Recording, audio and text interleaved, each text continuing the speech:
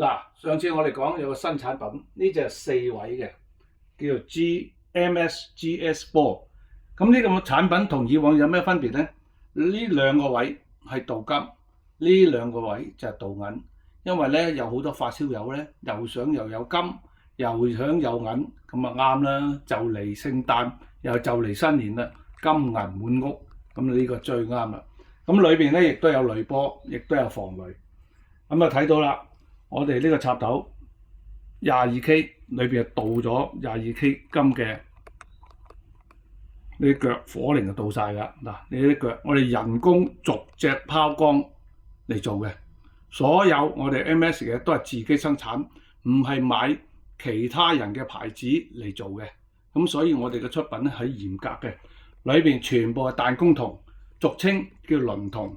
市場所賣嘅插咗嘅裏邊嘅夾咧，好多90%有多咧都係青銅。青銅唔係唔合格，都係合格。不過咧，青銅有個唔好處，插兩插就鬆啦。鬆嘅唔好處就可以搶火啦。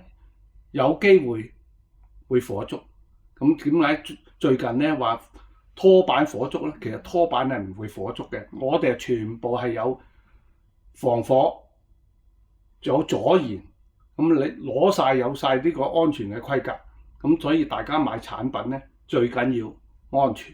第二，效果係明顯嘅，鍍金當你插電視或者你生巴subwoofer，你一定聽到個分別。咁有啲人玩啲微型嘅音響啊，或者有啲要玩一啲膽機啊，咁可以插個鍍銀聽下啦，零舍出嚟嘅聲會通透啲。咁你所睇嘅嘢裏邊都要自己慢慢逐個位嚟摸索嘅。